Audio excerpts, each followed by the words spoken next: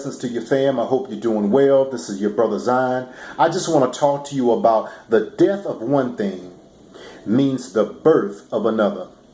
The death of one thing can mean the birth of another. You know, a scripture came to mind today, and I'm going to go back and meditate on it some more.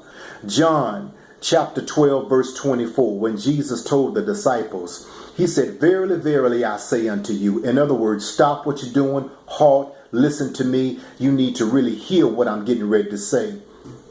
"Except a corn of wheat falls into the earth and dies, it abides alone. But if it dies, it will bring forth much fruit." You know, that shows me that a corn of wheat is fine to eat in and of itself, but not in abundance. It can't feed an abundance of people, a multitude of people. It can't satisfy your appetite for an hour, let alone for days upon days on hand. But what if that which was singular was buried and properly irrigated and cultivated to bring forth an abundance? How much more crops will you have in your life? So what you're saying, Zion? There are some things that have happened in our lives that were so tragic, that were so brutal, that were so horrific, and all of brokenness and pain and injustice and anguish and betrayal that robbed us of the fruits of our lives, of joy, happiness, hope, faith, belief in yourself, confidence.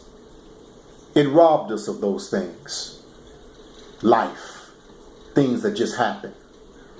Uncontrollable events that you neither planned nor that you propagate. It came upon you like an armed robber, suddenly and unexpectedly and violently. Those things that robbed us of all the things that really make us who we really are. See, it's time to do an exchange, and it's time to bury certain things and have a funeral procession. And it's time for some things to be birthed even out of the things that we bury.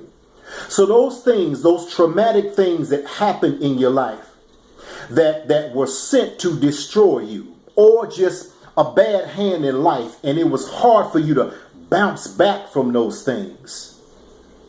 Those things that keep you from being who you are. Those things that keep you from discovering who you are. Those things that keep you from appreciating, celebrating, and loving who you are. Those things, those people, those events, those injustices, whatever those things are. We have a biblical and social responsibility to perform a funeral procession for those things that are keeping us from these things that can catapult us in life to accomplish the very things that God has purposed for us to accomplish, that have robbed us from all of the essence of who we truly are. And so when we bury those things, then out of those things will develop some new things that is accomplishing the things that God have ordained you to accomplish. Becoming the man and woman that you know that you are. Walking into your purpose.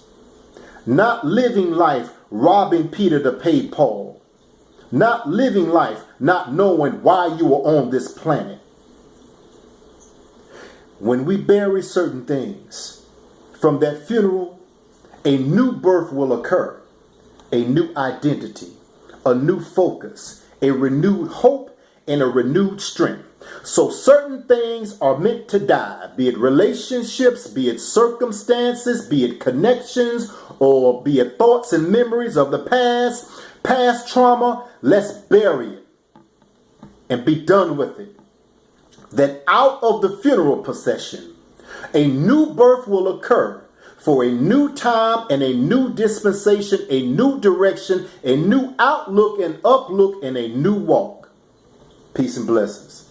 Love you to life.